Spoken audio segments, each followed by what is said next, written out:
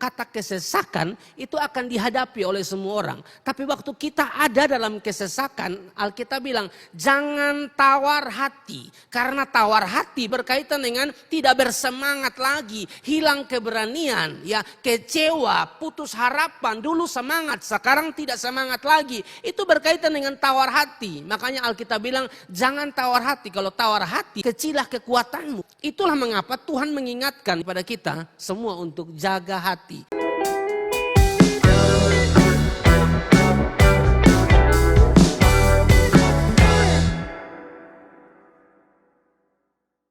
Yosua pasal 1 ayat yang ke-9, bukankah telah kuperintahkan kepadamu, kuatkan dan teguhkanlah hatimu.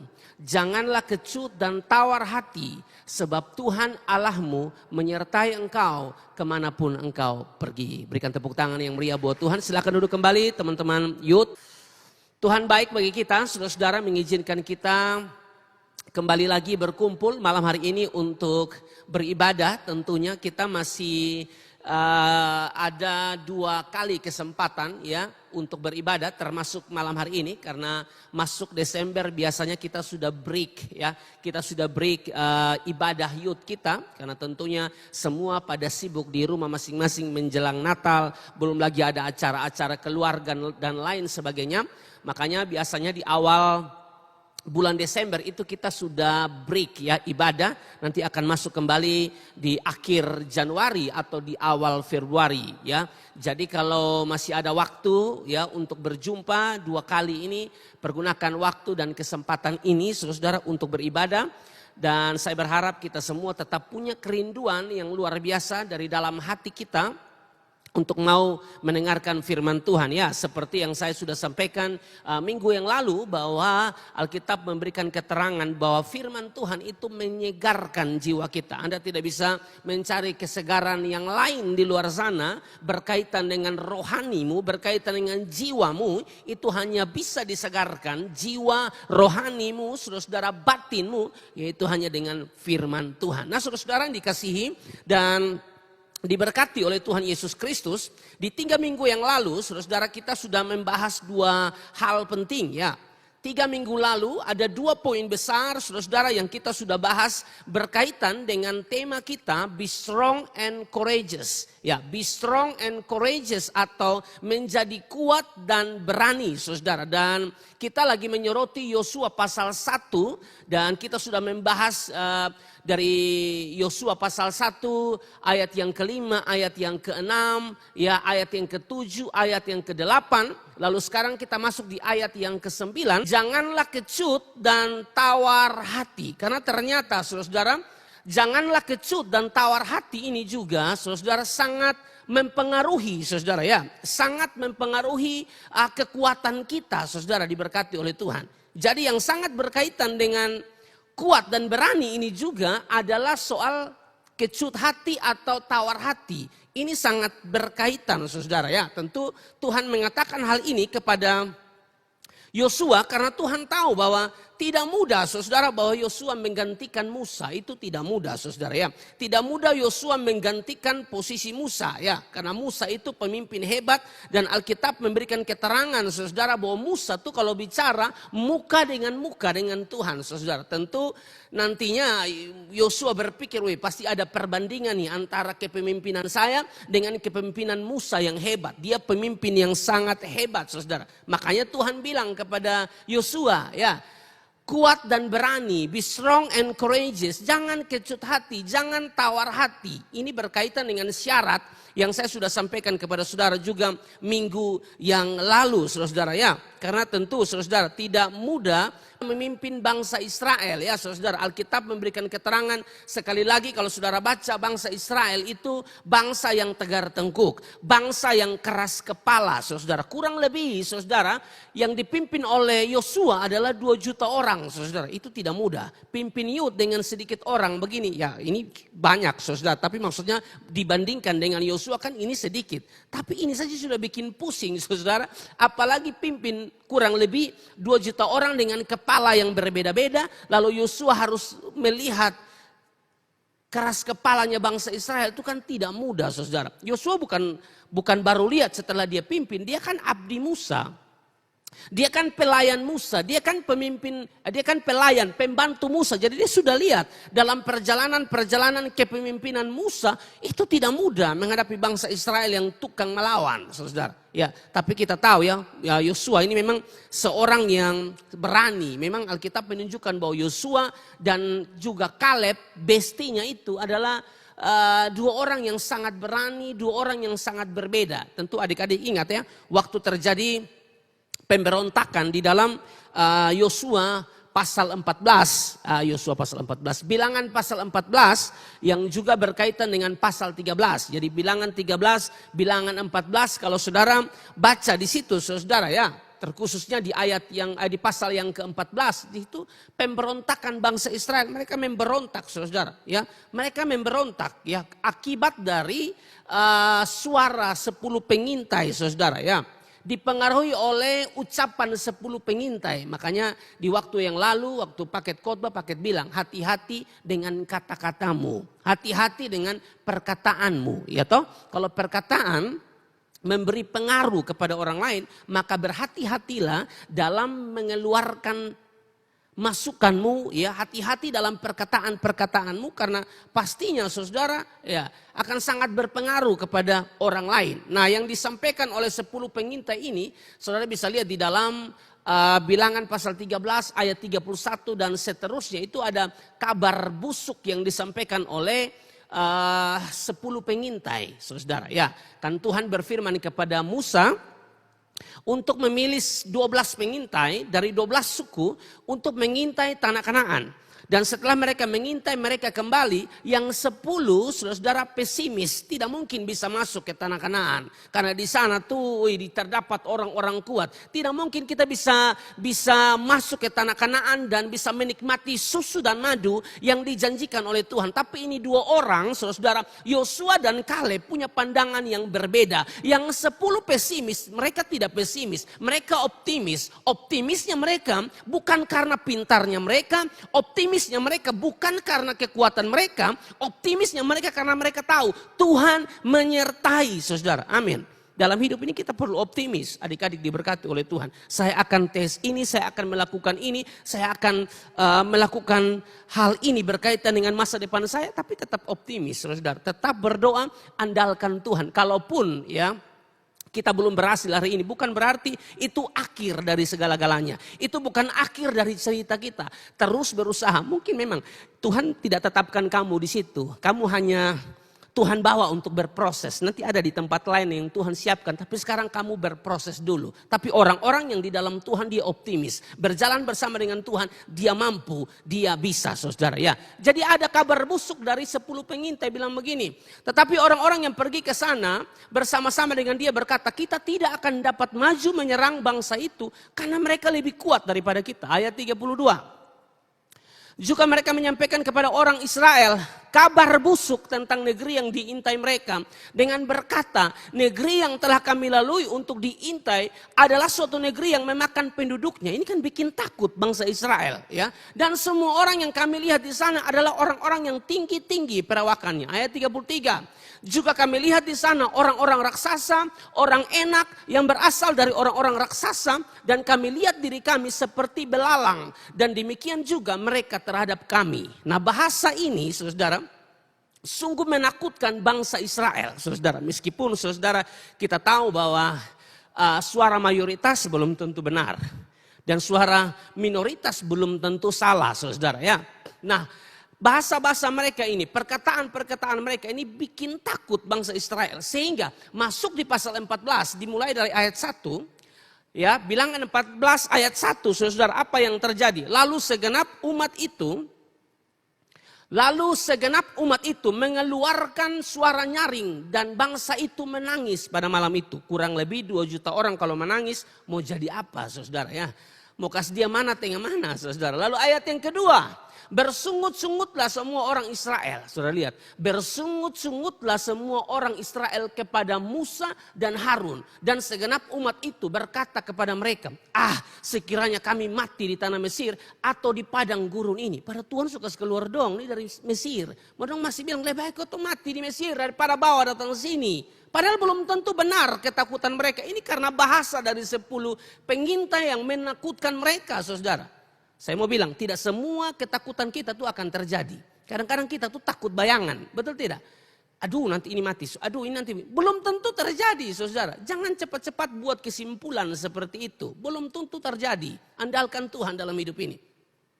Bersungut-sungutlah semua orang Israel kepada Musa dan Harun. Dan segenap umat itu berkata kepada mereka, sekiranya kami mati di tanah Mesir atau di padang gurun ini. Lalu ayat 3, saudara perhatikan. Mengapakah Tuhan membawa kami ke negeri ini? Supaya kami tewas oleh pedang dan istri serta anak-anak kami menjadi tawanan. Saudara lihat, pemimpin saja mereka melawan. Bahkan di ayat 3 ini terlihat kuncinya di sini. Tuhan saja mereka melawan, apalagi pemimpin, saudara.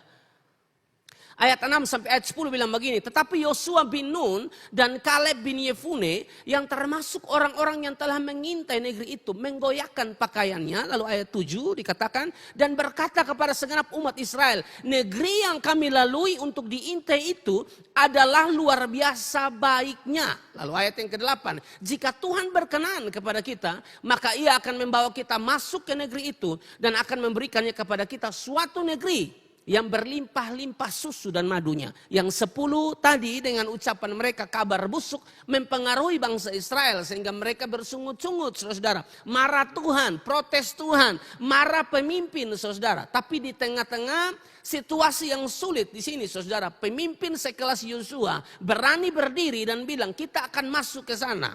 Jadi memang Yosua ini seorang yang sangat berani, saudara. Tapi meskipun Yosua adalah seseorang yang berani, saudara, tapi Allah tetap memandang pantas untuk menanamkan perintah ini ke dalam diri Yosua. Maksudnya adalah jangan kecut dan jangan tawar hati, karena itu berkaitan dengan kekuatan, saudara. Kalau kita tawar hati dalam masa kesesakan, kata firman Tuhan, kecillah kekuatanmu. Makanya Tuhan ingatkan Yosua, memang kamu pemberani. Ya, dilihat dari kisah ini memang Yosua ini berani, orangnya berani lawan arus, berani tabrak, saudara. Tapi ya tentu Tuhan ingatkan karena manusia itu bisa berubah, saudara. Manusia itu bisa berubah. Ini hari dia semangat, besok bisa-bisa dia tidak semangat karena tawar hati, saudara.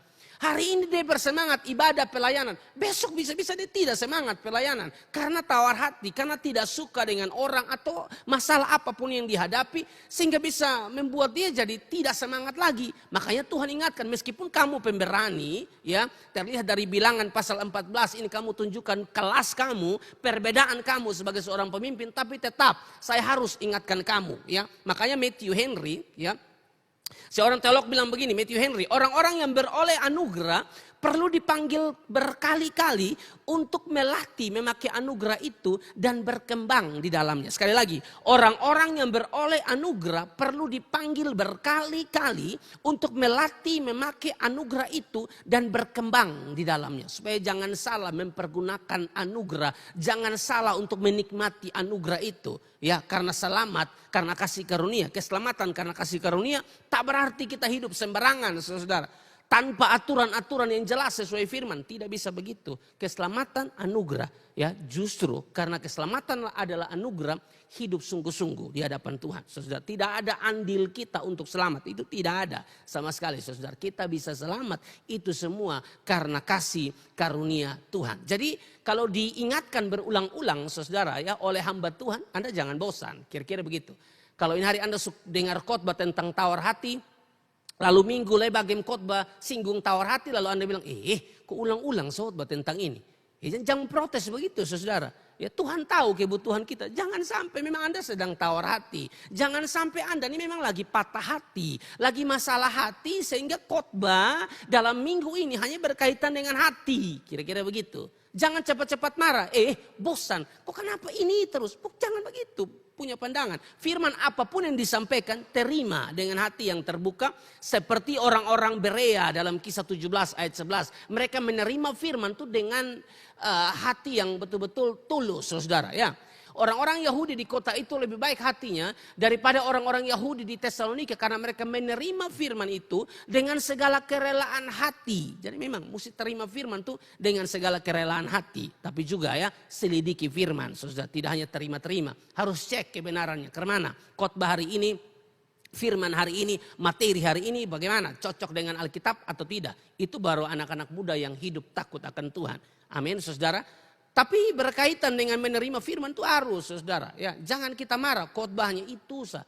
Ya, memang salah kalau hamba Tuhan itu tidak belajar. Tapi maksud saya, jangan cepat-cepat bilang hamba Tuhan itu tidak belajar. Jangan sampai, saudara. Itu memang kebutuhan kita, saudara. Hari ini omong hati, besok lagi omong hati. Ya toh, ini hari omong sakit hati, nanti hari Minggu ada lagi bagi bilang sakit hati. Siapa tahu itu baik untuk kita. Jangan cepat-cepat menolak. Karena kita manusia ini seringkali lupa, saudara. Jangan anggap kamu sekuat berdiri, nanti jatuh, saudara. Jangan begitu. Makanya di dalam 1 Korintus pasal 10 ayat 12 bilang begini. 1 Korintus pasal 10 ayat 12, sebab itu siapa yang menyangka bahwa ia teguh berdiri, hati-hatilah supaya apa di situ? Ia jangan jatuh, saudara diberkati oleh Tuhan. Jangan anggap diri bisa, mampu, sanggup. Ya, karena saya masih muda, ya toh, saya pintar, saya cerdas, saya bertalenta. Ingat saudara, mau talenta, nafas hidup, kekuatanmu, semua dari Tuhan, saudara. Kalau semua dari Tuhan, permuliakan Tuhan di dalam hidup ini. Jadi meskipun Yosua adalah seorang pemberani, tapi tidak ada salahnya Tuhan mengingatkannya, saudara, tentang jangan kecut dan jangan tawar hati. Karena memang ini hal yang perlu diperhatikan. Saudara, kata kecut itu, saudara, kata kecut itu sedang berbicara tentang takut, saudara, atau gentar. Sekali lagi, ya, kata kecut itu, saudara, berbicara tentang takut atau gentar. Ini berkaitan dengan perasaan kita atau hati kita. Kalau bicara tentang tawar hati, saudara, ya, tawar hati itu berkaitan dengan tidak bersemangat, ya, tidak ada kemauan, itu tawar hati, saudara. Ya, hilang keberanian, kecewa, putus harapan. Dengar, Anda boleh putus cinta, tapi tidak boleh putus harapan. Amin. Tidak boleh putus cinta, silakan Anda putus cinta, putus harapan jangan, karena pengharapanmu di dalam Tuhan. Amin, saudara. Dia bisa ganti yang baru. Itu jangan bilang dia laki-laki terbaik. Terbaik apa? Son pernah telepon lah, son pernah traktir, mau gampang kas putus. Enak-enak. Itu Ino pun kata paling besar. Laki-laki apa? Gampang selalu. Ya. Makanya kalau mau pacaran tuh Anda juga cek dia gak matar tidak dengan kamu. Kamu yang gak matar sendiri-sendiri. Kamu malaria maka minum air papaya. Kamu malaria itu. Pastikan antena itu berdiri dua-dua, saudara. Sinyalnya dua-dua jelas sama. Kalau hanya kamu saya bergerak dia tidak, jangan paksa. Biasanya nanti dia memanfaatkan kamu yang cewek-cewek. Ya, tapi sekarang juga tidak ada cewek-cewek juga memanfaatkan yang cowok-cowok sekarang. Sekarang susah bisa kasih berat sebelah. Sekarang 50-50. Yang cewek-cewek juga kalau bukan setir bulat dia tidak akan jalan. Padahal setir bulat plat merah, bikin malu sah. Pokoknya motor yang mesti yang motor-motor yang mahal dong. Kayak Erik punya ya toh. Kalau yang motor-motor Revo mungkin lebih mana. Itu jangan nilai orang yang motor Revo dong. Ya toh. Pakai khotbah di satu tempat. Pakai tidak usah jelaskan tempatnya di mana. Khotbah di satu tempat karena sudah terlambat. Maka pakai Revo. Revo stand rapi meskipun tidak mandi. Itu sebenarnya tidak mandi. Ya karena begini. Itu sebenarnya bagian yang khotbah. Karena bagian badan tidak enak, demam, pakai diminta untuk pergi khotbah, saudara. Nah, karena ini mulai jam 8. Nah, sudah lewat setengah jam, 30 menit, lewat nih, saudara. Nah, orang setunggu. Nah, terpaksa langsung pakai pakaian, kasih masuk baju, minyak wangi itu 1 botol setengah. Cak, jalan, saudara. Yang penting materi di sini ada toh. Yang penting fokus dulu di khotbah. Jalanlah pergi. Sampai di itu tempat, saudara, ya, instansi itu, karena mereka menunggu kan, Bagem tidak bisa datang, ya. Jadi di pikiran mereka tuh pendeta harus pakai oto, ya toh. Pendeta kan harus pakai oto, itu masa lu pendeta harus pakai oto, harus pakai oto. Jadi mungkin mereka tahu Bagem mau di oto. Nah saya ini pilih Revo, saudara. Semua sampai di gereja itu, saudara, ya. Mereka lihat saya tuh langsung bilang, oi parkir di sana, muka yang karam. Wih, saya juga kaget, tapi tidak apa-apa, santai. Maksudnya tidak ada beban begitu toh. Jadi marah, "Oi, parkir di belakang sana." Ya siap. Jadi jadi sambil mereka tunggu pengkhotbah, mereka tidak tahu saya yang khotbah. Parkir babai motor, cek. Jalan mereka muka suasam. Satu suruh parkir di belakang, dia parkir di sini. Pas masuk pintu gerejanya saudara, ya langsung saya bilang, saya yang khotbah.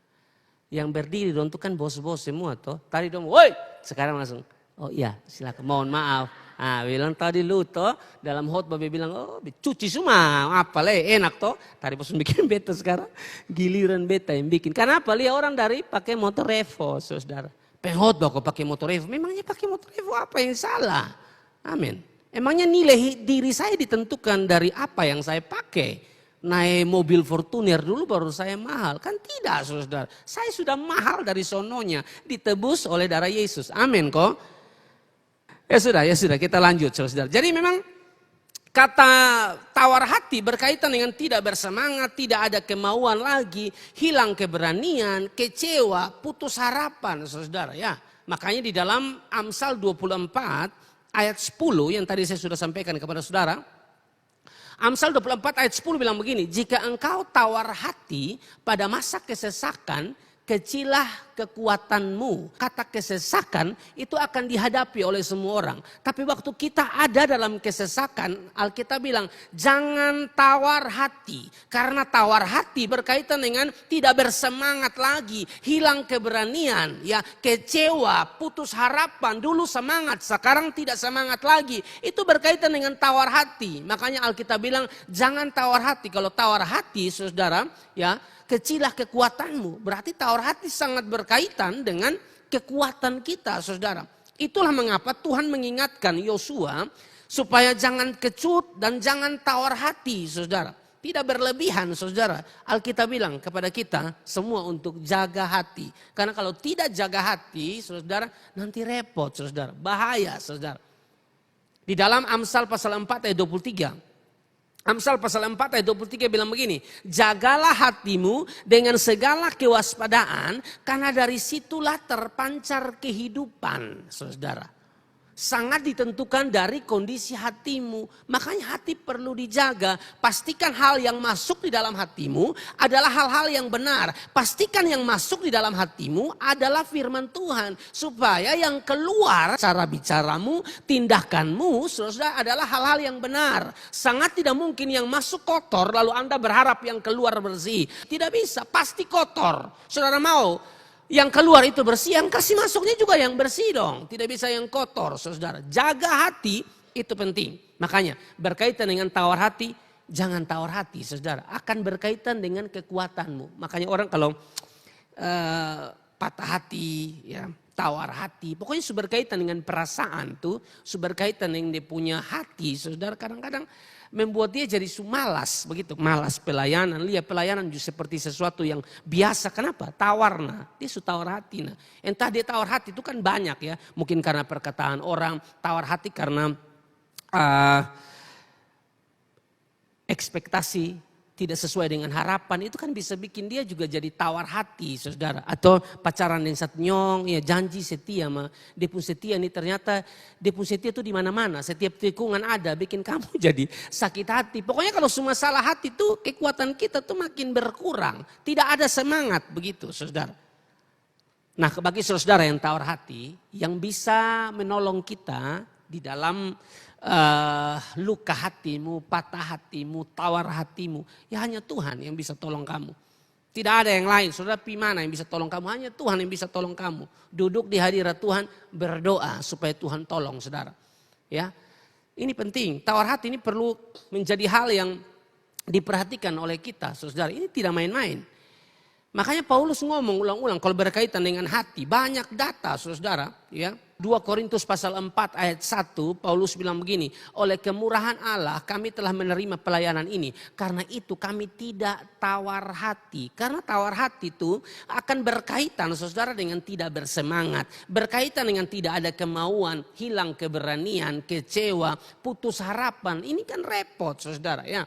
Makanya Paulus bilang jangan tawar hati. Bahkan di bagian yang lain, saudara, misalnya Efesus pasal 3 ayat 13 dikatakan, sebab itu aku minta kepadamu supaya kamu jangan tawar hati. Sebab itu aku minta kepadamu supaya kamu jangan tawar hati melihat kesesakanku karena kamu. Lalu ayat 21 dari Kolose pasal yang ketiga, ya masih di pasal 3, hai bapak-bapak janganlah sakiti hati anakmu supaya jangan tawar hatinya. Jadi memang kalau bicara tentang tawar hati, Alkitab memberikan keterangan kepada kita untuk jangan tawar hati. Karena kalau sudah tawar hati berkaitan dengan kekuatan. Kalau sudah tawar hati saudara, yang awalnya semangat beribadah jadi tidak lagi senang beribadah karena tawar hati. Hatinya lagi tidak beres, saudara diberkati ya. Tidak bersemangat lagi saudara. Tes kerja misalnya ya, ada lamar di satu kerja lalu tiba-tiba sampai kepada satu bagian, mungkin ini tes terakhir misalnya, lalu tidak lulus saudara. Itu kan bikin orang tawar hati. Padahal diiming-iming akan lulus. Tidak lulus tuh, tidak lolos tuh. Itu kan bikin dia jadi tawar hati. Tapi jangan karena itu Anda tidak bersemangat lagi untuk cari kerja. Semangat saudara. Amin. Hari ini mungkin Anda gagal tes polisi atau tes apapun, Anda gagal hari ini. Ya, tapi bukan berarti ini akhir dari segala-galanya. Ini bukan berarti ceritamu berakhir. Bukan. Ini mungkin langkah awal bagi kamu, saudara, untuk kamu akan ada di bagian yang jauh lebih baik dari sebelumnya yang Tuhan siapkan bagi kamu. Ada tuh anak muda yang tes polisi berulang-ulang tidak lolos, sekarang dia kecewa, saudara, dan tidak ada lagi di ibadah. Karena apa, saudara? Stres, tidak lulus polisi. Maunya jadi polisi, kok kalau Tuhan bilang kamu bukan di polisi mau ke mana? Mau paksa bikin apa, kamu pun tempat di lain. Jual RW mungkin, bisa sah di live. Kayak Kaniang tuh, ada Kaniang tuh jual ya, mau beli daster apa, tanya Kaniang. Kasih laku di Kaniang, mesti begitu, anak muda mesti semangat sedikit. Jangan taruh di otak tuh PNS. Sudah ada begitu, sekarang nih mau cari uang sekarang kan media sosial sudah ada tuh, sudah bisa live. Ke apakah asal aja live yang bodoh-bodoh, yang gila-gila, yang sambarang-sambarang. Maksudnya jual-jual parfum kok, pakaian kok, apa. Tidak ada yang larang tuh saudara. Anak muda harus berusaha, jangan patah semangat. Patah semangat tuh berkaitan dengan tawar hati. Nah, berkaitan dengan apa yang Tuhan sampaikan kepada Yosua soal jangan kecutan tawar hati, saudara. Pada akhirnya Yosua pun mengalami hal ini, saudara. Pada akhirnya Yosua mengalami hal ini, saudara, waktu mereka kalah dari orang-orang Ai. Di dalam Yosua di pasal 7 dan pasal 8 itu sangat berkaitan kalau kita baca. Terkhususnya di pasal 7, Yosua pasal 7 itu mereka penuh dengan apa ya saudara? Penuh dengan kekecewaan saudara karena kalah lawan orang-orang Ai. Karena di pasal sebelumnya, pasal 6, tembok Yeriko itu runtuh saudara. Orang-orang Yeriko itu kalah saudara. Sekarang masuk di pasal 7 harus melawan orang-orang Ai. Mereka pikir orang-orang Ai tidak sama dengan orang-orang Yeriko ya. Mereka lebih kecil, mudah untuk dikalahkan. Tapi waktu melawan orang Ai mereka yang justru kalah. Dan penyebab kekalahan Yosua dan tim dari orang-orang Ai memang di dalam Yosua pasal 7 ayat 1 karena orang Israel itu berubah setia karena ada yang mencuri barang yang memang dikhususkan oleh Tuhan. Ya, dipunama Akan bin Karmin bin Zabdi bin Zera. Yosua 7 ayat 1. Tetapi orang Israel berubah setia dengan mengambil barang-barang yang dikhususkan itu.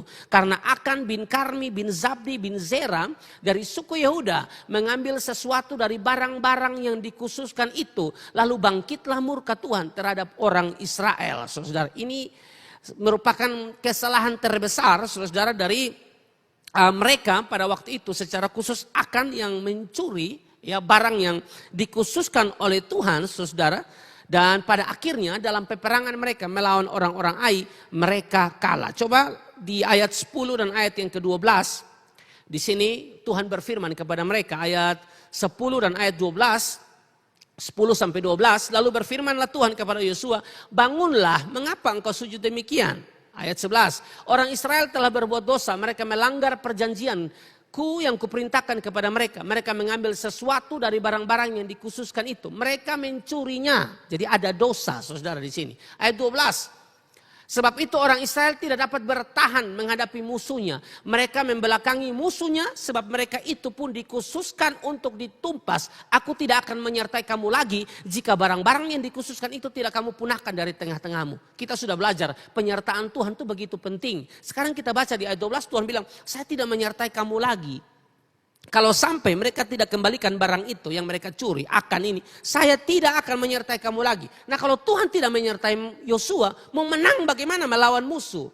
Dalam peperangan mereka tidak mungkin bisa menang. Karena kalau saudara baca, Yosua selalu menang saudara dalam peperangan. Di belakang Yosua itu ada Tuhan saudara.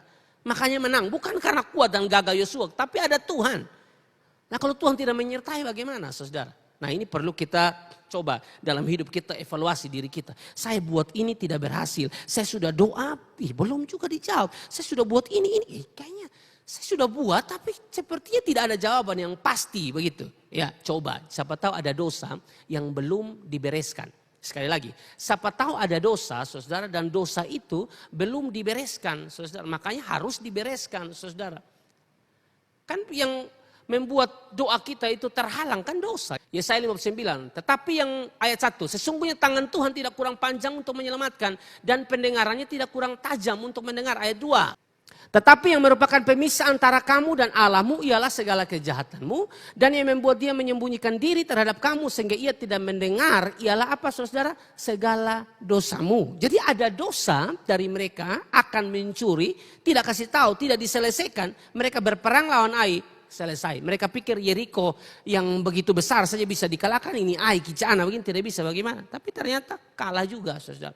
Bahkan bukan cuma hal yang pertama akan mencuri saudara. Masih ada yang lain juga. Mereka tidak bertanya pada Tuhan waktu menyerang orang Ai saudara. Mereka lebih tepatnya mereka tidak menunggu petunjuk dari Tuhan. Mereka tidak menunggu kapan Tuhan suruh. Mereka langsung saja melakukan segala sesuatu tanpa bertanya pada Tuhan. Akhirnya gagal saudara.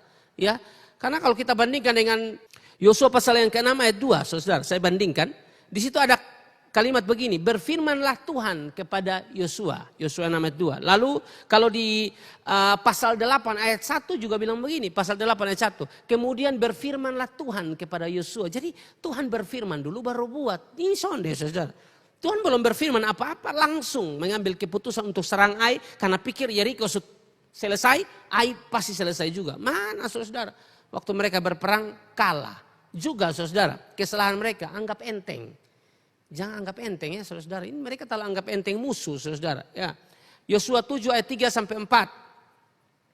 Yosua pasal 7 ayat 3 sampai ayat yang keempat. Kemudian kembalilah mereka kepada Yosua dan berkata kepadanya, tidak usah seluruh bangsa itu pergi, biarlah hanya kira-kira 2 atau 3.000 orang pergi untuk menggempur Ai itu. Janganlah kau susahkan seluruh bangsa itu dengan berjalan ke sana, sebab orang-orang di sana sedikit saja. Itu kan anggap remeh, saudara. Anggap remeh sekali.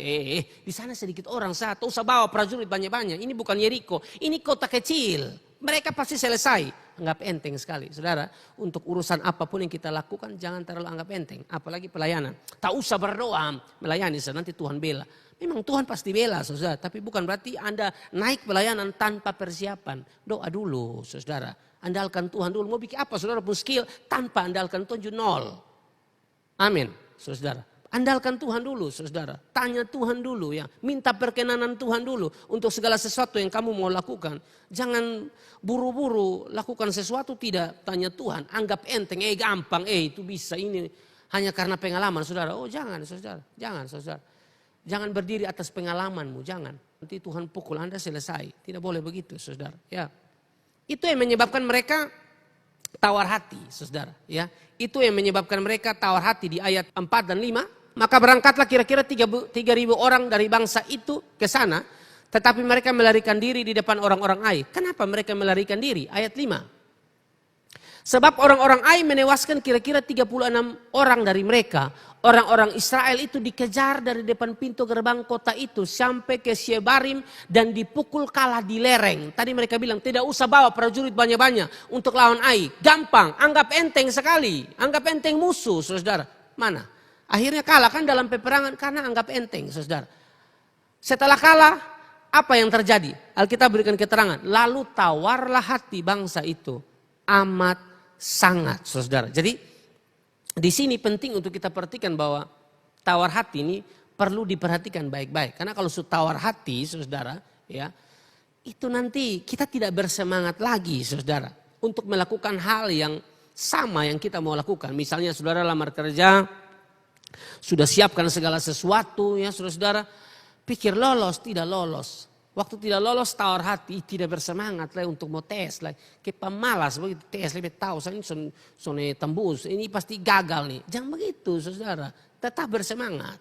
Amin saudara, itu proses kok yang kita hadapi, Tuhan izinkan kita hadapi dalam hidup. Tuhan tuh siapkan masa depan yang terbaik buat kita, tapi bukan berarti kita diam. Betul ayat Alkitab bilang burung di udara saja Tuhan pelihara, apalagi kita. Tapi bukan berarti lu diam. Tenang, Tuhan siap, jadi kau tidur. Lu security pun sana ada yang terima. Sana ada yang terima, lu model kalau hanya tidur. Tidak bisa begitu saudara, berdoa dan bekerja. Cari kerja, kasih masuk lamaran sebanyak mungkin. Tempat di mana nanti engkau ada, di situ sudah yang Tuhan sudah siapkan buat kamu untuk bekerja. Ya saudara. Jadi akhirnya mereka tawar hati. Nah masuk di pasal 8, Tuhan bilang kepada mereka bahwa orang-orang Ai akan ditumpas, janji Tuhan. Tapi sebelum itu, Tuhan memulihkan keadaan mereka dulu, saudara, di ayat 1 dari Yosua pasal 8. Kemudian berfirmanlah Tuhan kepada Yosua, janganlah takut dan janganlah tawar hati. Bawalah seluruh tentara dan bersiap majulah ke Ai. Ketahuilah aku serahkan kepadamu raja negeri Ai, rakyatnya, kotanya dan negerinya. Ya, teman-teman diberkati oleh Tuhan. Perhatikan di sini saudara bahwa hal menarik yang harus dilakukan Tuhan terlebih dahulu sebelum mereka melakukan satu perlawanan lagi melawan orang-orang Ai, dan Alkitab mencatat orang-orang Ai kalah, tapi dimulai dulu dengan ini saudara, ya. Bagaimana Tuhan memulihkan keadaan mereka dan berkata, janganlah takut dan janganlah tawar hati. Karena kalau kecut hati itu berkaitan dengan ketakutan, gentar begitu ya. Kalau tawar hati berkaitan dengan tidak bersemangat, sudah tidak punya keberanian lagi, tidak mau maju lagi lawan orang-orang Ai. Kalau misalnya, kalau memang mereka tawar hati, mereka tidak mau maju lagi. Makanya Tuhan memulai dengan bilang, jangan takut dan jangan tawar hati. Tuhan mau pulihkan keadaan kita dulu. Ya, malam ini kan Tuhan yang paling tahu isi hati kita. Yang sakit hati, yang tawar hati, yang hatinya tidak enak. Ya, Tuhan mau bilang begini, janganlah tawar hati, ya, janganlah takut, jangan kecut hati dan janganlah tawar hati. Artinya bahwa hatimu memang harus dipulihkan dulu, saudara, sebelum nanti kamu memulai dengan pelayanan kamu atau apapun yang Tuhan perintahkan bagi kamu untuk dilakukan. Mereka mendapatkan kesempatan yang kedua untuk melawan orang Ai, dan orang Ai kalah, saudara. Karena sesuai janji Tuhan di sini, ketahuilah aku serahkan kepadamu raja negeri Ai, rakyatnya, kotanya dan negerinya. Tapi sebelum masuk ayat ini dimulai dengan firman Tuhan datang kepada mereka, jangan takut dan jangan tawar hati. Tuhan, saudara, lebih dulu memperhatikan keadaan kita tuh yang harus dipulihkan, saudara. Dan keadaan sakit hati, patah hati itu hanya bisa disembuhkan saudara lewat firman. Hanya Tuhan yang bisa menyembuhkan kita, tidak ada yang lain. Makanya Alkitab bilang berfirmanlah Tuhan kepada Yosua, jangan takut, jangan tawar hati. Karena kalau masih takut, masih tawar hati nanti kamu berperang tapi pergi dengan terpaksa begitu. Pelayanan kalau sedang tawar hati saudara kan tidak enak saudara. Hanya pelayanan saja tapi hati tidak tertuju kepada Tuhan. Sedangkan kita tahu yang namanya ibadah itu saudara tidak pernah terlepas dari persembahan. Seperti yang dikhotbahkan Mama Lidi tadi malam di doa puasa tuh tentang memberi persembahan kepada Tuhan. Bukan ibadah namanya kalau tidak mempersembahkan sesuatu kepada Tuhan. Bukan uang, Tuhan tidak butuh uangmu. Tuhan butuh hidup kita terlebih dahulu yang dipersembahkan kepada Tuhan. Amin saudara. Ini penting saudara. Tuhan mau pulihkan keadaan kita dulu sebelum kita memulai lagi dengan pelayanan kita atau sebelum kita memulai dengan segala hal yang kita lakukan. Tuhan bilang jangan tawar hati, jangan kecut hati. Kalau ada tawar hati tidak bersemangat lagi ya. Tuhan bilang jangan tawar hati. Karena berkaitan dengan kekuatan kita. Ya, kalau kita tawar hati pada masa kesesakan, Alkitab bilang tadi, kecillah kekuatanmu. Dalam kesesakan kita semua pasti ada dalam kesesakan kita masing-masing. Tapi waktu kita dalam kesesakan jangan tawar hati. Karena kalau tawar hati kecillah kekuatan kita. Tuhan tidak mau begitu. Makanya Tuhan lebih dahulu ya saudara menyampaikan kepada mereka supaya mereka pulih secara hati. Saya tidak tahu saudara yang duduk di kursi ini bagaimana. Siapa tahu ada yang sakit hati, ya, sakit hati dengan orang tua mungkin. Bertahun-tahun sakit hati dengan orang tua, mungkin saja ada. Benci sekali dengan orang tua, ya. Karena bapaknya tuh memang hidup tidak benar, kepala batu. Bapak bikin bapak pun, mama bikin mama pun, akhirnya kau yang kena, kira-kira begitu. Kita yang kena getahnya, lalu Anda sudah di dalam Tuhan, Anda tidak bisa terus-terusan tawar hati, cengkel orang tuamu. Jangan begitu loh saudara. Untuk apa simpan sampah di hati? Lepaskan pengampunan. Sampah itu dibuang di tempat sampah, bukan di hati saudara. Tapi banyak orang lebih memilih sampah itu di hati. Makanya yang keluar itu pasti busuk saudara. Tingkah laku yang busuk, mulut yang busuk, tidak baik karena hati kotor. Amin kok. Makanya saudara, saya mau kasih tahu saudara malam hari ini. Apapun keadaan saudara yang sedang saudara alami hari-hari ini. Mungkin lagi tawar hati, tidak suka, jengkel dengan siapapun. Bereskan itu hati saudara. Minta ampun di Tuhan. Ya, Anda dan Tuhan Anda beres, itu orang Anda beres. Pelayananmu akan dahsyat. Itu jauh lebih baik daripada pelayanan ada tawar hati begitu. Ya, pelayanan. Jadi pelayanan itu kayak pelayanan yang terpaksa. Ikut biar bisa. Bisa apa? Lu pikir pelayanan ini keterpaksaan kok. Kamu melayani Tuhan yang hidup. Jadi mesti melayani Tuhan sungguh-sungguh. Jadi bagi saudara yang mungkin tawar hati, saudara sakit hati mungkin dengan kelakuan seseorang, pacarmu mungkin. Sudahlah kok bukan dia satu-satunya. Cari yang lain. Makanya lu jangan terlalu ke Karmana kok. Dia sakit hati sekali. Karena Karmana sudah sakit hati. Lu invest terlalu banyak. Biasanya yang sakit hati sekali itu investasinya terlalu besar. Kamu pacaran saja investasinya besar sekali. Saudara ujangin beli bunga pas Valentine sah. Beli coklat, tiap hari beli coklat. Dia puas habis toh. Dia mengomel sendiri waktu putus. Memang perempuan tidak tahu diri. Lu yang bodoh. Selalu beli terus. Beli juga pas-pas. Amin. Pas-pas momen dia ulang tahun, Valentine, Desember begini. Ya toh. Pas-pas momen sah. Jadi dia pun sakit itu tidak terasa. Biasa orang kalau sakit hati itu karena dia sudah invest banyak. Dia suka keluar terlalu banyak. Borson jadi itu dia jengkel. Tapi tidak apa-apa. Bagi saudara yang sudah mengeluarkan banyak. Saudara ya. Tapi Anda tulus. Dengar baik. Anda tulus dia yang rugi. Bisa tinggalkan saudara yang begitu baik. Itu kan aneh saudara ya. Ini juga hanya keskuat saya. Meskipun beta saudara kejengkel gitu. Pada seseorang. Tapi saudara bisa tahu. Sudah, jangan tawar hati. Kau tuh mau bangkit. Ya hari Minggu kau tuh mau harnas. Kau muda jangan bikin loyo-loyo diri kau. Semua pelayanan hanya karena dia. Bukan hanya dia sah. Sudah fokus tapi Tuhan. Nanti Tuhan siapkan yang terbaik buat kamu. Amin saudara. Untuk urusan hati yang bisa perbaiki hati kita. Yang bisa memulihkan lebih tepatnya. Yang bisa memulihkan hati kita. Cuma Tuhan.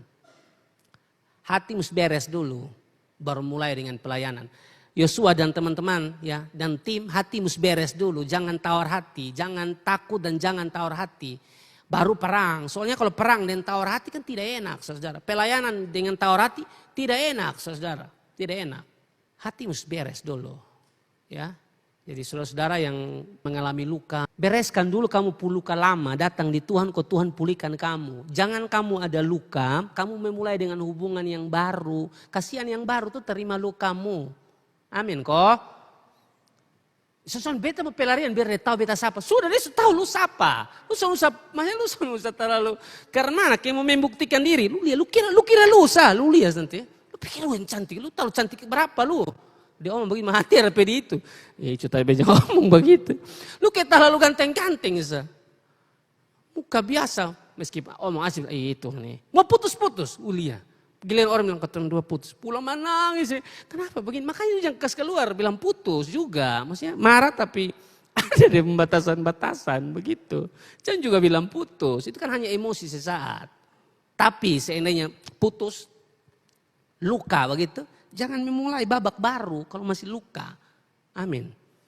Dengar, jangan memulai babak baru saudara dengan luka. Lukanya itu selesaikan dulu. Masalah hati itu selesaikan dulu. Baru memulai yang baru. Amin.